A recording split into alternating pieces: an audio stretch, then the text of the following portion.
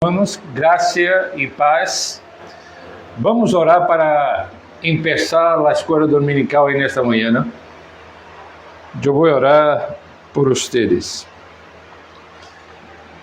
Padre, gracias por esta mañana y gracias por tu palabra, por tenerla en nuestras manos y poder leerla com liberdade e poder estudá-la também. Pedimos tu bendição sobre cada um de nós nesta manhã, sobre tu pueblo que se reúne ao redor do globo nesta manhã para a adoração pública e para o estudo da palavra. Pedimos a Deus tu graça, pedimos por sabedoria que vem de ti para que possamos compreender o que vamos tratar aqui nesta manhã com respeito ao noveno mandamento. Bendice-nos em nome de Jesus. Amém.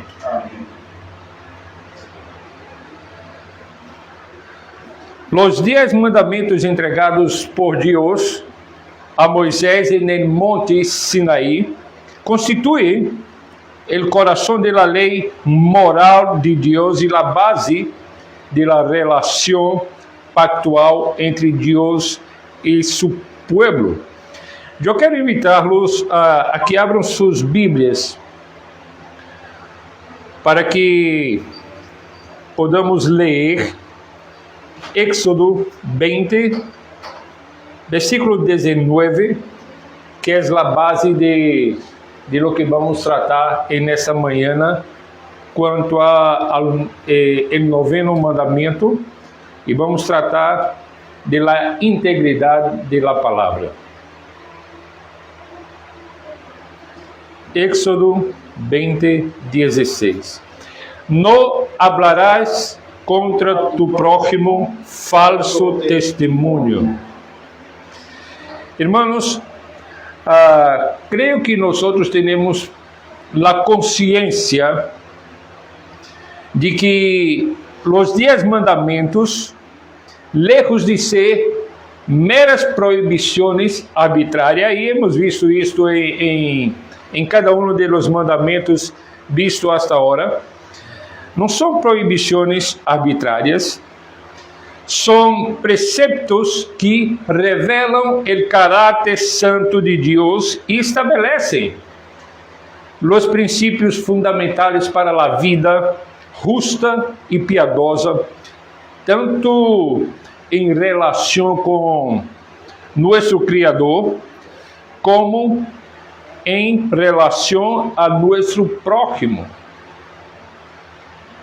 Estas leis são como bien señala Michael Horton, una expresión de la libertad que se encuentra en la obediencia a la voluntad divina. Una ley que no oprime, sino que libera para amar y servir de la manera como Dios espera de cada uno de nosotros. El noveno mandamento: no darás falso testemunho contra tu prójimo, ou como leemos em Reina Valera 60, não hablarás contra tu prójimo falso testemunho. Este mandamento especificamente se levanta ou se erige como um pilar fundamental da convivência humana e da integridade da comunidade.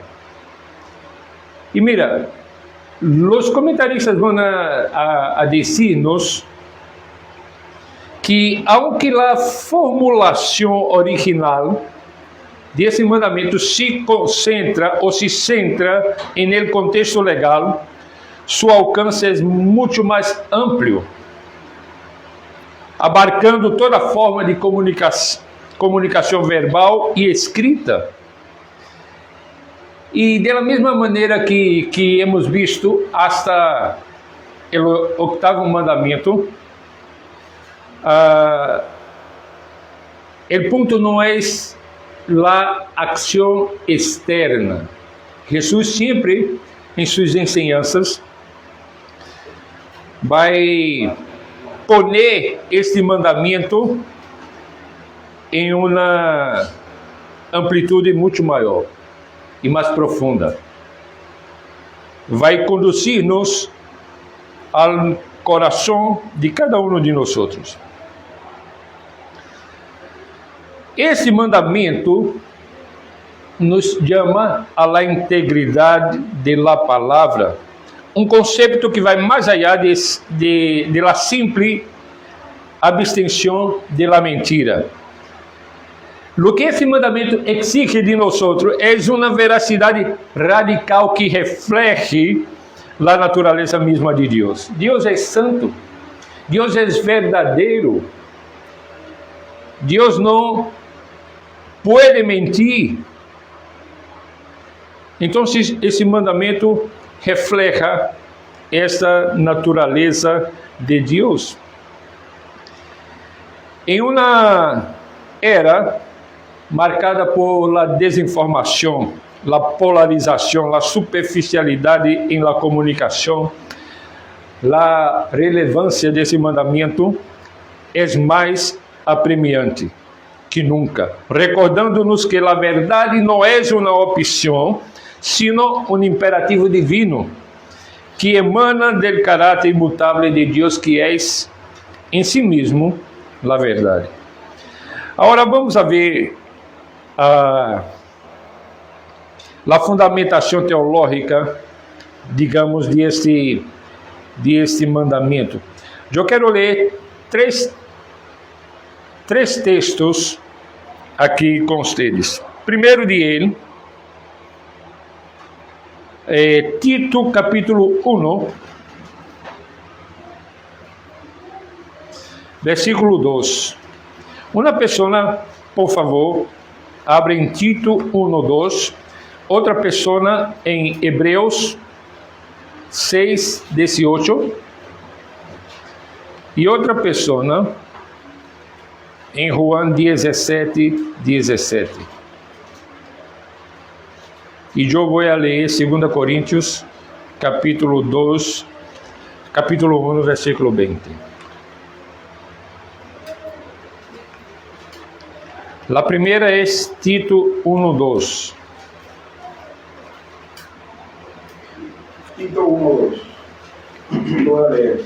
Dice, en la esperanza de la vida eterna, no, perdón, 1 y 2. No. Sí. Capítulo 1, verso 2, sí. Exacto. En la esperanza de la vida eterna, la cual Dios, que no miente, prometió desde antes del principio de los siglos. Ahora, Hebreos 6, 18.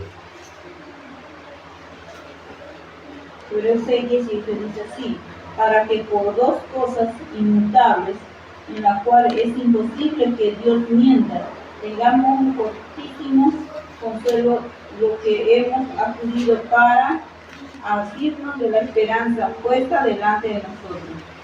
Ok. Ahora, Juan 17, 17. Santifícalos en tu verdad, tu palabra es verdad. Graças. E 2 Coríntios 1, 2 disse 1:20. 1:20. Déjame. Porque todas as promessas de Deus são em Ele sim e em Ele amém, por meio de nós para a glória de Deus. Nós sabemos que em nossa tradição teológica,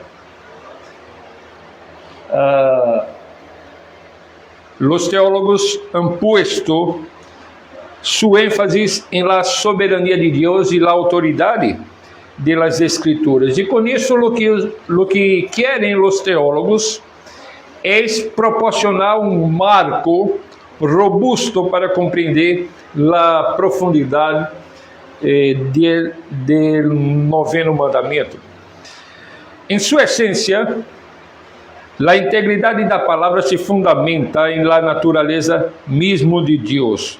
E por isso, pedi que pudéssemos ler estes textos, estes 4 textos, onde a Escritura afirma de maneira direta que Deus é inerentemente veraz, verdadeiro. Deus que não miente, disse Tito 1:2. Hebreus, o autor disse que é impossível que Deus mienta, e esta veracidade divina não é uma qualidade acidental, é um atributo essencial, incomunicável de seu ser. Ele é a fuente e ele é estándar de toda a verdade.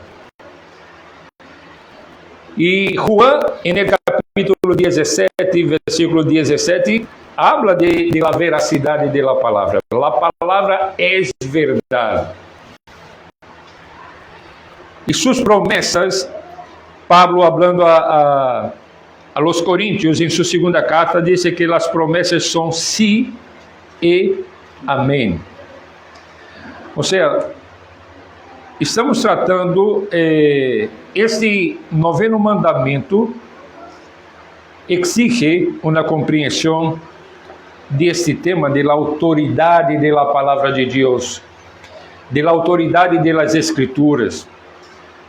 E a autoridade da palavra é uma extensão direta de essa veracidade divina, da verdade como atributo de Deus.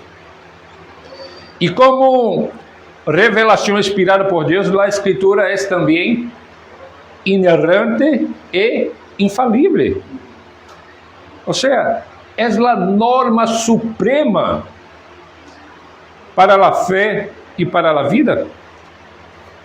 John Frame vai dizer que a palavra de Deus é a base de nossa ética e sua verdade é fundamental, é o fundamento de nossa compreensão do mundo e de nós mesmos.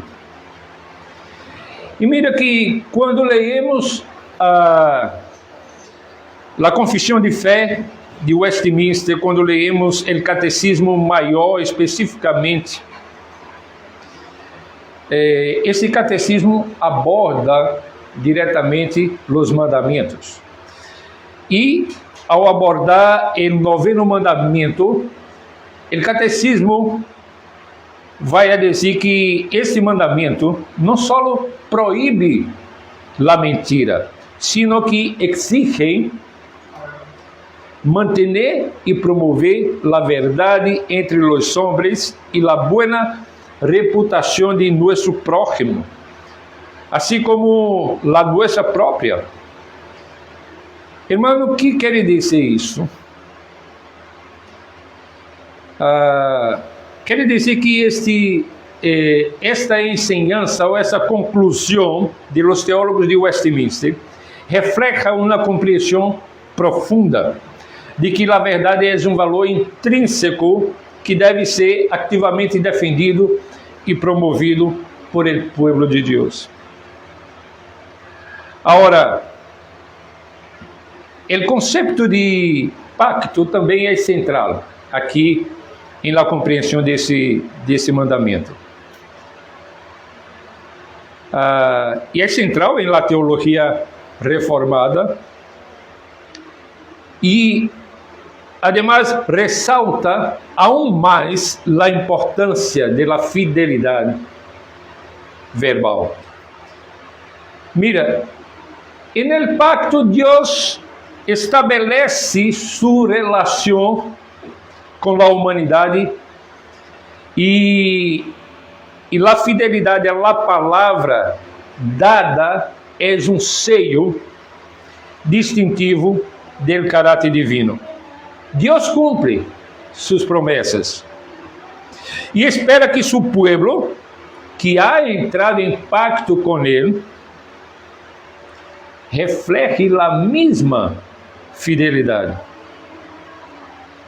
Ou seja, em outras palavras, a mentira e o engano são, portanto, uma violação da natureza pactual da existência e uma traição à confiança que Deus mesmo modela e exige.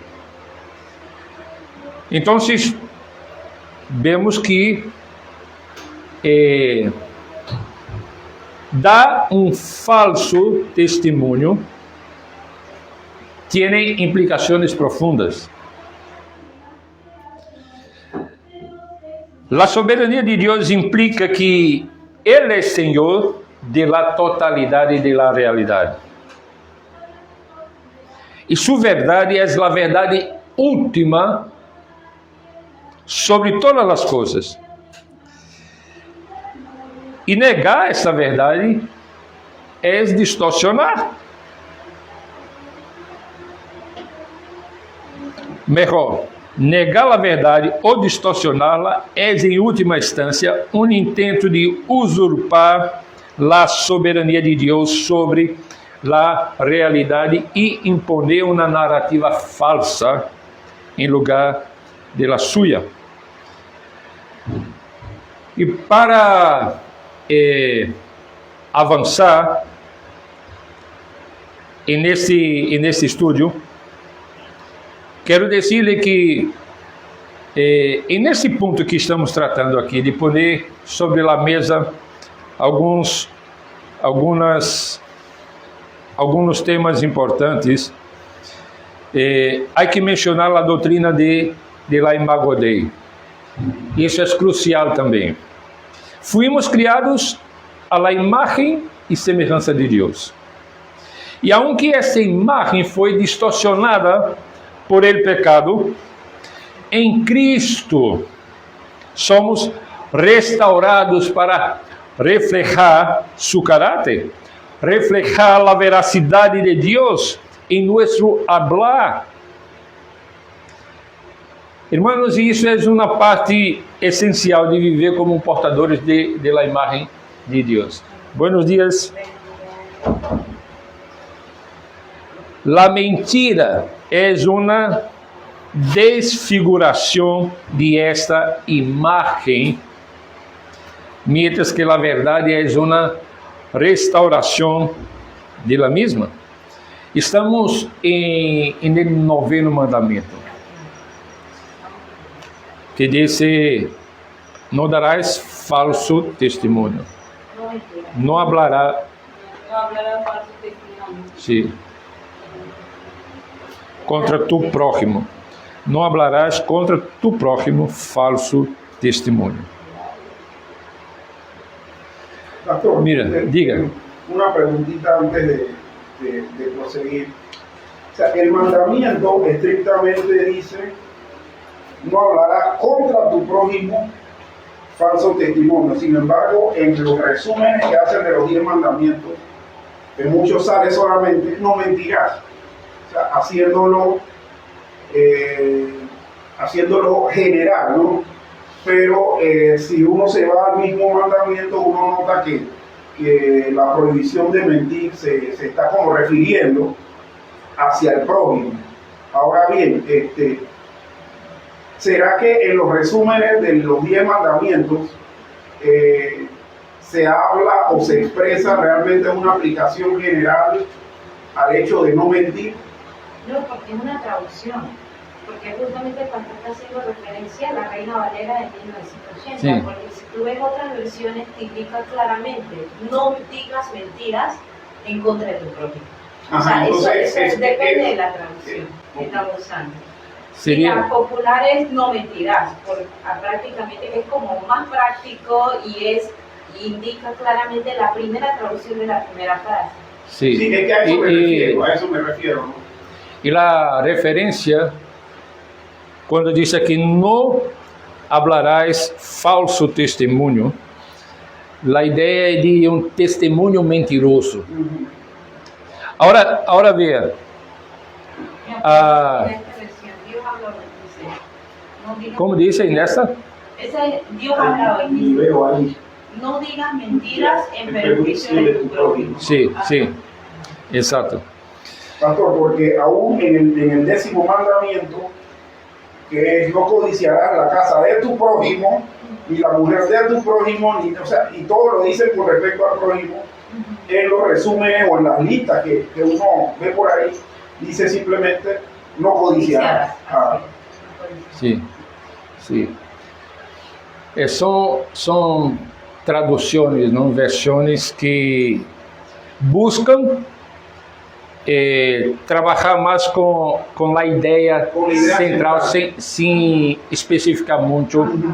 Pero eso, en mi manera de ver, perde a veces la profundidad de lo que el texto mismo está diciendo.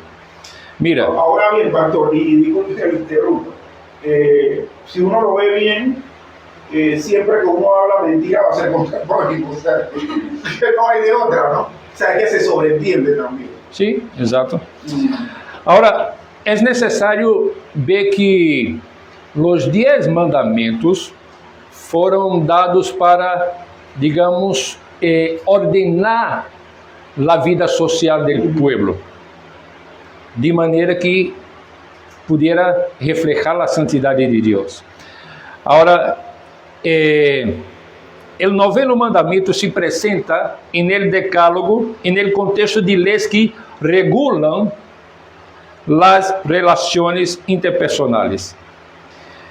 Y la formulación original tiene un fuerte matiz legal. Mira que isso é importante. No antigo Israel, o testemunho oral era crucial. Era crucial em los procedimentos judiciais. En aquellos dias, não existiam os complejos sistemas de evidência forense ou documental de hoje em dia. Porque a palavra dos testigos teria um peso imenso.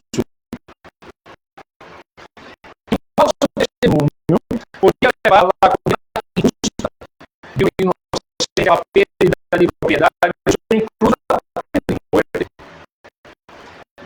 Então, se proíbe especificamente a declaração falsa bajo juramento em um tribunal com a intenção de perjudicar a outra pessoa. Mira que diz Deuteronômio capítulo 19, versículos 16 hasta 19.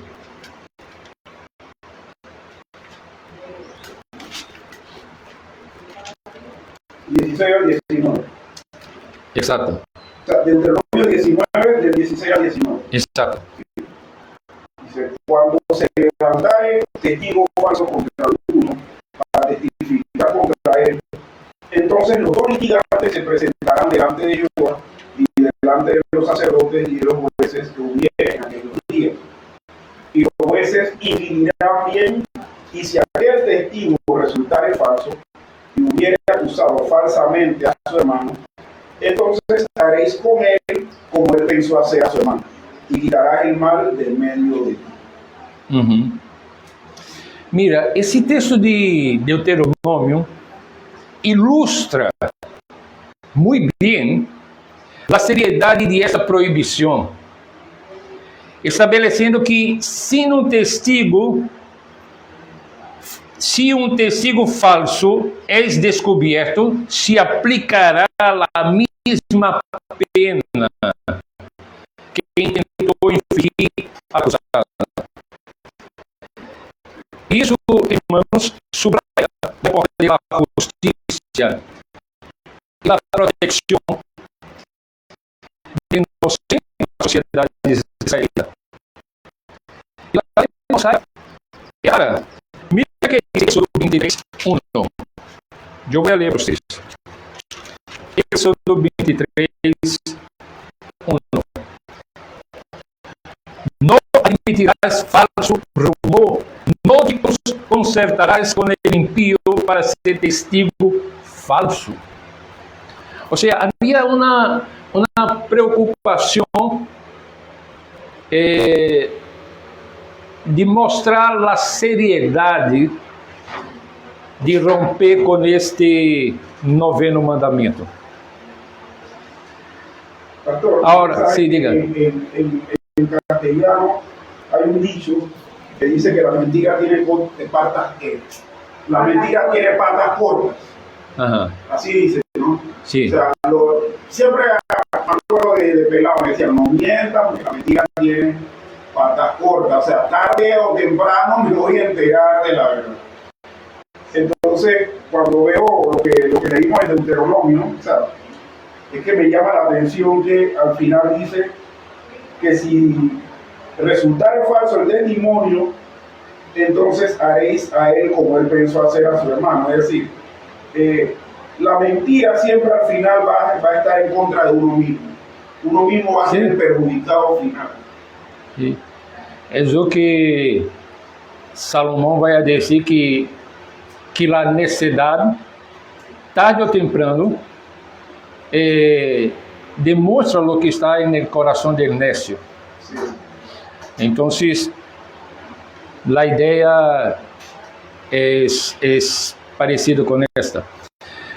Mira que a aplicação de esse mandamento não se limitava estritamente a esse âmbito judicial. A proibição do falso testemunho se extendia à declaração que pudiera dañar a reputação, el honor e os bienes del prójimo. Vamos ler Levítico, capítulo 6, de 1 a 7.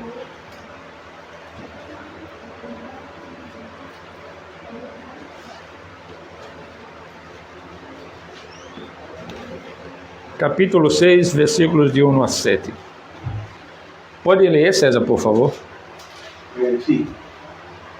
Dice, habló Jehová a Moisés diciendo, cuando una persona pecare e hiciere prevaricación contra Jehová y negare a su prójimo lo encomendado o dejado en su mano, o bien robare o calumniare a su prójimo, o habiendo hallado lo perdido, después no negare y va en falso, una de todas aquellas cosas en que suele pecar el hombre, entonces habiendo pecado y ofendido,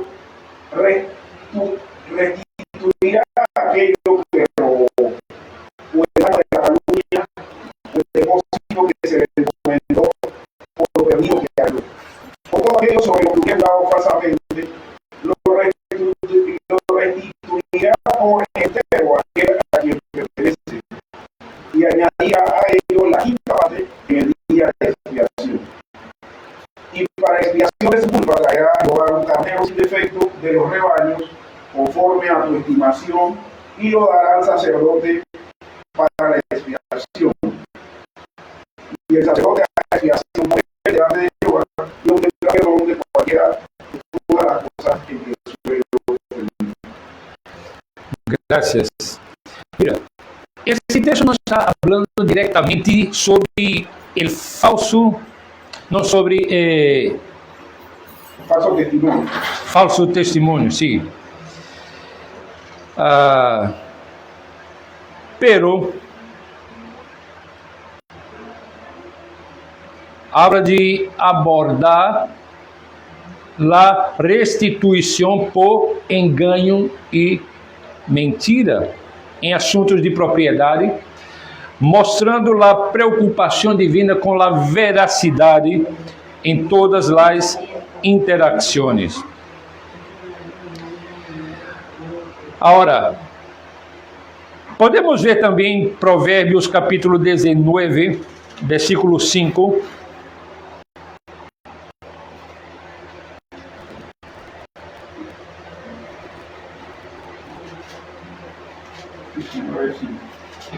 Dezenove, 5. El testigo falso no quedará sin castigo, y el que habla mentira no escapará. Outra pessoa, por favor, leia Salmo 15, de 1 a 3.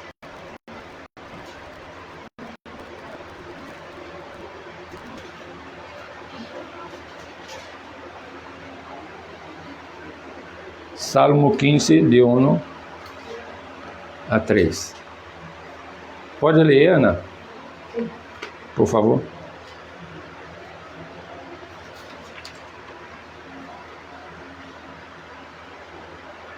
Señor, ¿quién puede recibir en tu santuario?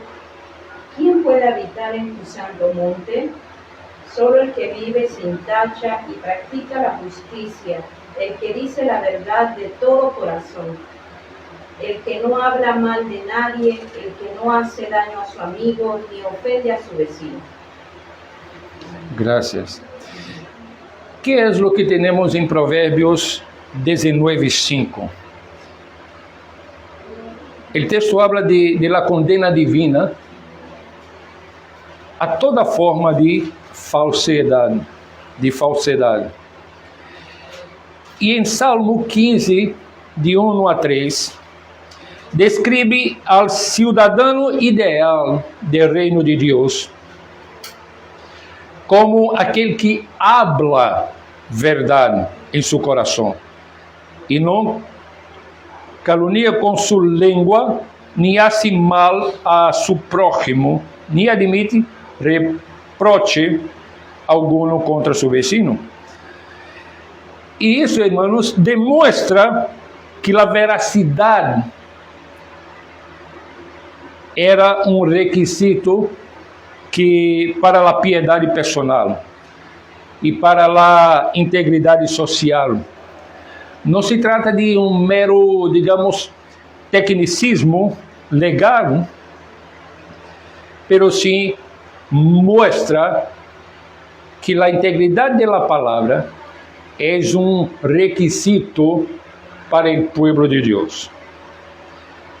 Ou seja, em resumo, esse mandamento, em seu contexto original, busca salvaguardar a justiça, proteger a reputação e os direitos do prójimo e manter a ordem social.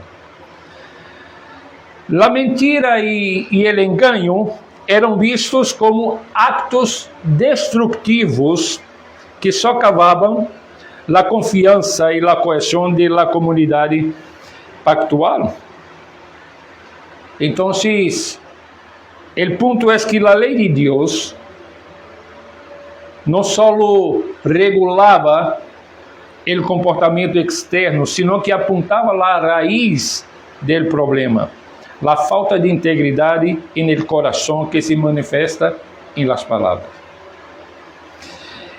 E aí eu quero avançar para o ponto de considerar algumas matizes ou algumas perspectivas acerca da integridade da palavra. Primeiro, a veracidade e a sinceridade. A integridade da palavra exige de nós uma veracidade e sinceridade absoluta em todas nossas comunicações. Agora, de hecho, como vivemos, todavia, aunque regenerados, pero marcados por el pecado, não logramos todo o tempo, talvez, actuar ou cumprir com esses mandamentos. E especificamente o que estamos tratando hoje. Agora, essa integridade significa não somente abster-se de la mentira direta, senão também de evitar qualquer forma de engano, de distorção, exageração ou ambiguidade intencional que pode induzir a erro. Lo que Deus espera de nós é que hablemos a verdade em todo momento, como um reflexo de sua santidade, de sua natureza e de seu atributo, que é a verdade mesma. Então, Como creyentes, nosotros estamos llamados a imitar a nuestro Padre Celestial en su carácter. Ahora, la prohibición de la mentira es claramente enseñada en las Escrituras, ¿no? ¿No es verdad? Colossenses 3:9, que nos diz: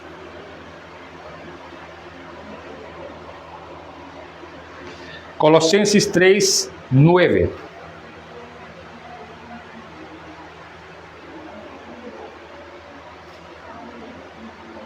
Colosenses 3:9 dice: no mintáis los unos a los otros, habiendo despojado del viejo hombre con sus hechos. Efésios 4:25 vai mais allá de Colossenses,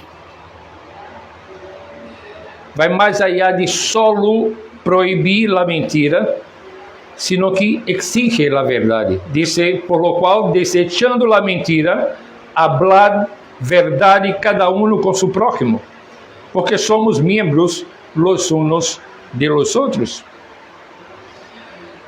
Isso implica que a verdade é essencial para a saúde do corpo de Cristo. A calúnia, a difamação, o chisme são formas particulares, insidiosas de mentiras, já que destruem a reputação do prójimo, sem que esse tenha, a vezes, a oportunidade de defender-se. Provérbios capítulo 10, versículo 18.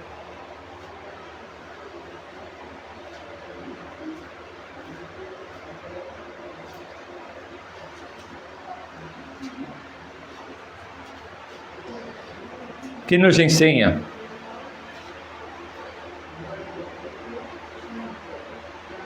es de mentirosos disimular el odio y es de necios divulgar chismes.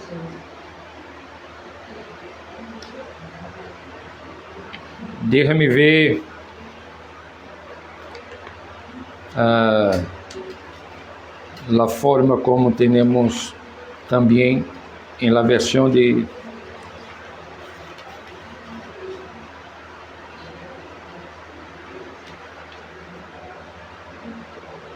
el que encubre el odio es de lábios mentirosos, e el que propaga calúnia es necio. Mira que claramente as Escrituras, em diversos livros, habla que o cristiano não deve falar de maneira engañosa, mentirosa, deve falar a verdade. E Provérbios aqui habla de lábios mentirosos e de pessoas que propagam calúnia, e é considerado como necio. Agora, Entonces, si una persona odia a otra y la alaba, está mintiendo. sí, Precisamente eso es lo que iba a preguntar, porque no es que esté diciendo que es mejor odiarla y ser franco y honesto, o sea, si no es eso, ¿no? Es fingir que no odia a alguien cuando en realidad lo hace, ¿no? exato. Que sería entonces un doble pecado, pues, porque está odiando y a la par está fingiendo, o sea. Sí, así es. E mira que, assim como Jesus, assim como hemos visto Jesus hacer hasta el 8º mandamento, assim lo mismo aqui. Ou seja, eleva o estándar de la veracidade a um nível radical. Dice, pero sea vuestro hablar, sí, sí, no, no, porque lo que es más de esto, del mal procede. Mateus 5:37. Aqui, lo que hace Jesús no es prohibir juramentos legais, sino uma condena da prática de usar juramentos triviais para dar peso a palavras que de outro modo careceriam de credibilidade. Então, a implicação é que nossa palavra deve ser tão confiável que não necessite de juramentos para ser creída. E por isso, Jesus afirma aqui que nossa palavra deve ser sim, sim, não, não. E a coerência entre o que se diz e o que se pensa e o que se hace é a marca de uma pessoa íntegra. E mira que lo que Jesus hace com esse mandamento é profundizar muito mais, é ampliar muito mais de simples ato legal de não mentir bajo uma circunstância judicial. Lo lleva a la cotidianidad. Sim, exatamente. Ou seja, somos, como cristianos, chamados a falar a verdade com sinceridade. Agora, há outro aspecto aqui que é o cumprimento de promessas e juramentos, que está involucrado nesse tema. A seriedade de las promessas e los juramentos é outra faceta crucial da integridade da palavra. Na antiguidade, um juramento era uma invocação do nome de Deus como testigo e garantidor da veracidade de uma declaração ou cumprimento de uma promessa. Então, nesse contexto, violar um juramento era tomar o nome de Deus em vano. Era uma transgressão do terceiro mandamento. Em Números capítulo 30, versículo 2, vamos a ler.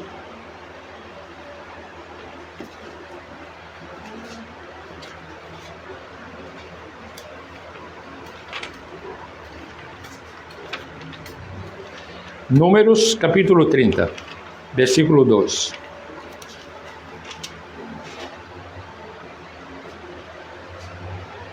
Quando alguno hiciere voto a Jeová, ou hiciere juramento ligando sua alma com obrigação, não quebrantará sua palavra, hará conforme a todo o que saliu de sua boca. Ou seja, é uma exortação à la santidade de la palavra dada ante Deus. Agora, imagina a seriedade disso. Vamos pensar aqui em um momento de bodas, de um matrimônio, onde o esposo hace votos a esposa a seu esposo delante de Deus, e que devem lutar para cumprir exatamente os juramentos que fizeram publicamente, pero por encima de todo delante do Senhor. Então, à medida que avançamos no estudo de los 10 mandamentos à la luz de la enseñanza de Jesucristo, lo que vai a resultar é que vamos reconhecer que somos incapazes, sempre fomos, mas todavia somos incapazes de cumprir sem a graça do Senhor sobre nós outros. Aqui, à medida que vamos avançando, vamos percebendo a seriedade de esse mandamento. Eclesiastes, capítulo 5, versículo 4 e 5, advierte contra a ligereza ao hacer votos. Vamos ver o que diz. Cuando a Dios haces promesa, no tardes en cumplirlo, porque Él no se complace en los insensatos. Cumple lo que prometes. Mejor es que no prometas y no que prometas y no cumplas. Irmãos, isso uma vez mais nos ensina a responsabilidade de cumprir as promessas hechas, tanto a Deus como a los hombres. E isso é um assunto de importância. Nós, como padres, e eu reconozco e confesso aqui meu pecado em muitas vezes prometer coisas a meus filhos, a minha esposa, e acabar não cumprindo e no momento que eu disse que lo haria. Então, menciono isso apenas para dizer-lhe que a vezes não rompemos com a promessa simplesmente porque não queremos cumpri-la. Pero isso mostra que muitas vezes não estamos atentos e tomando a sério estes temas. A vezes hacemos promessas a Deus, não? Eu me recuerdo de escutar várias vezes irmãos orando publicamente e fazendo promessas diante de Deus e no momento de suas orações, e que depois se constata que não foram cumpridas. Então, uma promessa incumprida não só danha a confiança interpersonal, sino que também desonra a Deus, quem é o modelo de verdade e de fidelidade pactual. Vamos a ver o texto de Mateus capítulo 5, a partir do versículo 33 ao versículo 37.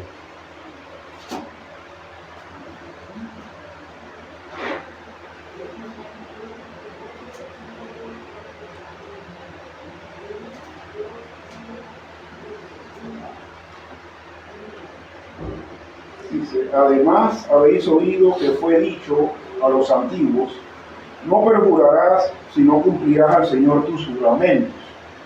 Pero yo os digo, no juréis en ninguna manera, ni por el cielo, porque es el trono de Dios, ni por la tierra, porque es el estrado de sus pies, ni por Jerusalén, porque es la ciudad del gran rey, ni por tu cabeza jurarás, porque no puedes hacer blanco o negro un solo cabello.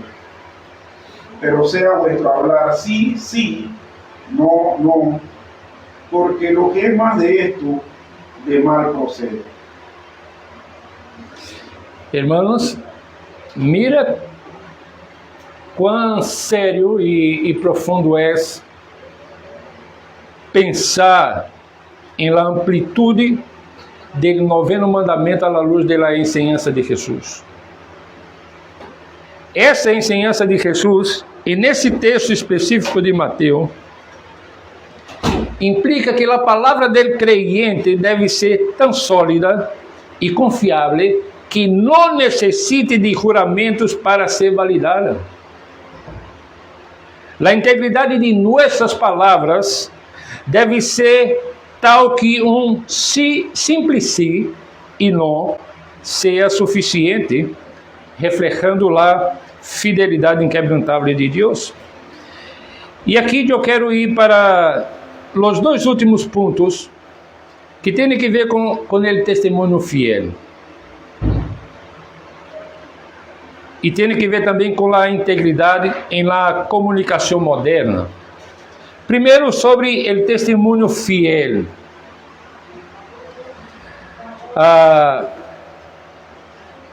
Vamos a ler o que diz Mateus capítulo 10, versículo 32 e 33.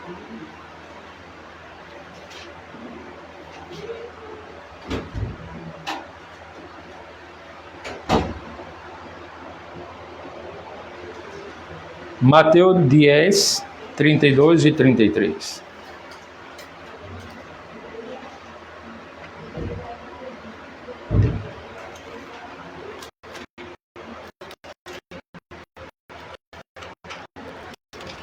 Eu vou ler. A qualquera, pois em mim confia-se delante dos homens, e confessa delante de meu Pai que está nos céus. E qualquer que me negue delante dos homens, também negarei delante de meu Pai que está em los céus. A responsabilidade de defender a verdade é um chamado constante em las escrituras para o povo de Deus, incluso quando isso é impopular ou conlleva riscos. Hoje em dia, está cada vez mais difícil fazer afirmações verdadeiras, não? Por exemplo, em meu país, ahorita, e Jonatas estava escutando também sobre a lei que criminaliza a misoginia. Então, qualquer coisa que um homem comete a uma mulher e que a ela não lhe goste, pode ser tomado como um crime de misoginia e pode levar de 2 a 5 anos em la cárcel. Ou seja, então, defender, por exemplo, a verdade bíblica de que Deus ha hecho homem e mulher pode ser mal interpretado e poner em uma situação de crime. Então, hoje em dia, para defender a verdade, principalmente a verdade das Escrituras, ha sido um risco para muitos e por isso que, desafortunadamente, há pastores que han abraçado todos estes cambios culturais para talvez não correr risco de ser criminalizado por isso.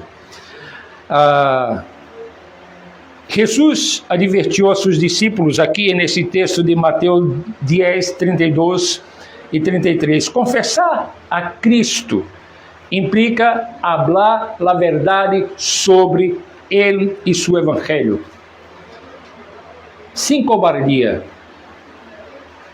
E nosso testemunho, tanto em palavras como em hechos, devem ser um reflexo fiel da verdade de Deus, um faro em um mundo que a menudo se deleita em la oscuridade da mentira.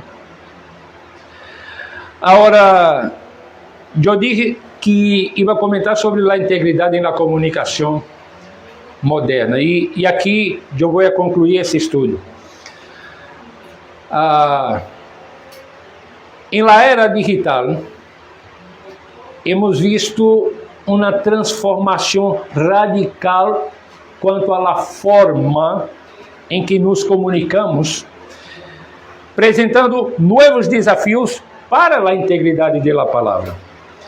As redes sociais, os meios de comunicação, a esfera digital são plataformas poderosas para a difusão da informação, pero também para a propagação de notícias falsas, desinformação, manipulação midiática.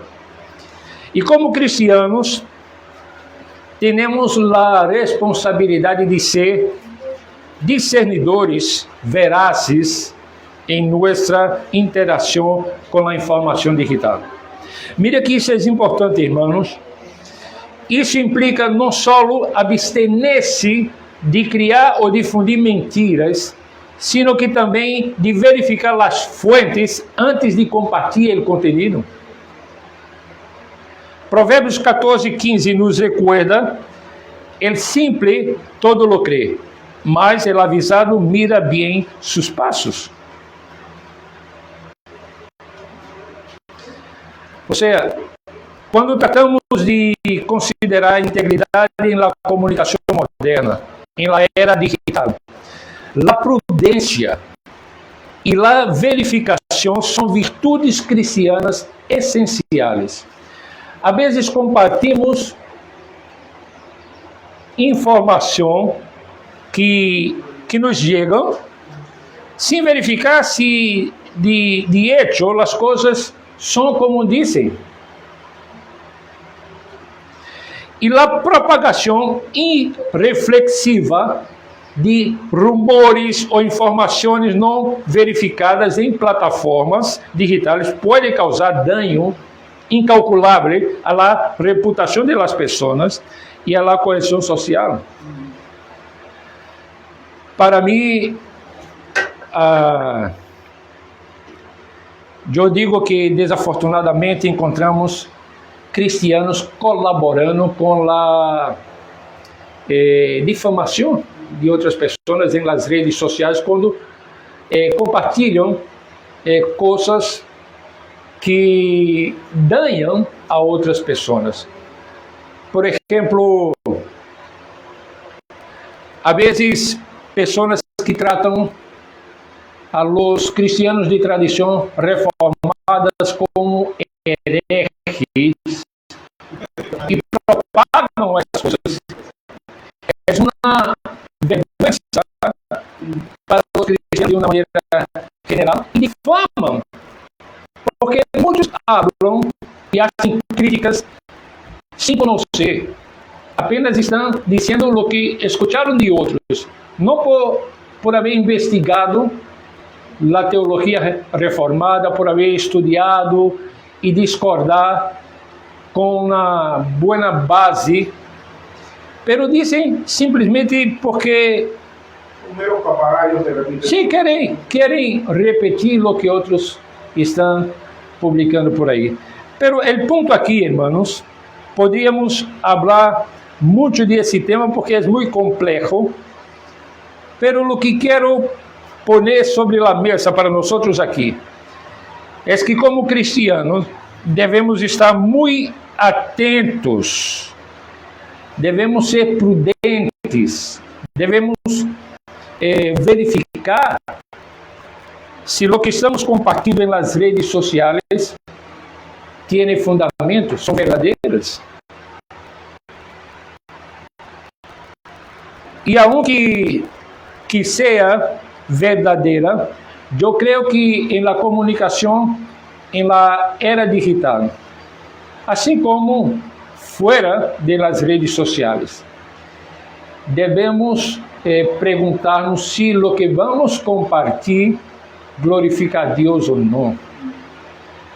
Se o que vamos a dizer e a forma como vamos a dizer, se glorifica a Deus ou não, se refleja a santidade de Deus. Não quero dizer com isso que muitas vezes em las redes sociais eu não me quero enojado e haga de impulso, haga comentários. Já lo hice muitas vezes também, principalmente quando alguém vem a dizer que eu sou herege, então eu acabo enojado e por impulso hago isso, mas não é o correto. É reaccionar por impulso, onde corre o risco de dizer o que vem a mente sem pensar se glorificar a Deus ou não. Então, este mandamento é muito profundo quando lo miramos com as lentes das ensinanças de Cristo Jesus.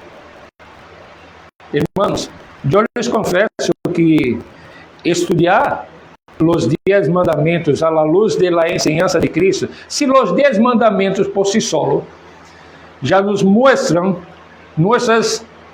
nuestra incapacidad de cumprirlos, a la luz de Cristo se torna mucho más difícil. Termine de rematar ya. Sí, pero nuestra esperanza está en Cristo mismo. Cristo es la verdad de Dios encarnada. Y Cristo, cuando estamos en Cristo, Cristo por medio del Espíritu vai trabajando, vai obrando em nosso coração para que seamos cada vez mais semelhantes a Ele. E sabemos que nesse mundo não vamos a ser perfeitos, pero isso não deve ser desculpa para viver a vida de qualquer maneira. Devemos reconhecer nossas limitações, nossa falta de capacidade, pero isto deve levar-nos a Cristo, a buscar nele a capacidade de viver de la melhor maneira como cristianos neste mundo. Alguma pergunta, algum comentário? Eu vou a buscar a Gélis e sua mamá que vem hoje aqui. Então, se há comentários que lo hagam. Un comentario final. Bueno, uno como está viendo esto, ¿no? Y las implicaciones del mentir y sobre todo dar falso testimonio que va a perjudicar al prójimo. Y yo me hago la pregunta, ¿qué hay de uno mismo, del que miente? Porque a la larga, el que miente se preocupa tanto de sustentar su mentira que termina creyéndosela. Termina creyéndosela. ¿Sí? O sea, termina creyéndosela. Y uno vive, engañado. O sea, engañó a otro, pero termina uno mismo engañándose. Entonces, las consecuencias son todavía peores. Y es triste que uno en afán de sostener una falsedad termine convenciéndose uno mismo. Sí. De esa Lo toma la mentira como una verdad. Exactamente. Para poder sostenerla, né? Pero en ese proceso, César, lo que ocurre es que para mantener una mentira tiene que mentir aún más, ¿no? Porque uno vai criando el contexto para que la mentira se estabelezca. Pero como vamos a ver en el sermón de hoy, la necesidad tarde o temprano envía la factura. La mentira tiene pata corta. Sí, la mentira tiene pata corta. Este es Salomón en la versión popular, ¿no? La mentira tiene pata corta. Ok, bueno, vamos a orar, hermanos. César, ora por nosotros, por favor. Señor y Padre bueno, te damos las gracias porque tu palabra es verdad. Señor, y tu palabra nos ha expuesto nuestro corazón. Un corazón engañoso y perverso que trata muchas veces de sostener su vida a través de mentiras. Te pedimos perdón, Señor, porque ninguno de nosotros puede negar que de una u otra manera ha dado un testimonio falso, ha mentido, ha torcido la verdad. Señor, ayúdanos a vivir conforme a la verdad. Señor, que pensemos las cosas antes de decirlas, si es que te agrada, si te ofende, porque sobre todas las cosas, Señor, al final de nuestra vida, al que tendremos que dar cuenta de la verdad o de la mentira, va a ser ante ti, Señor. Te pedimos ahora que nos sigas bendiciendo en esta mañana, nos lleves ahora a tener el culto y también ofrecerte en verdad un sacrificio de labios que honre tu nombre. Amén. Gracias, bendito Dios. En el nombre de tu Hijo Jesús. Amén. Amén. Sí.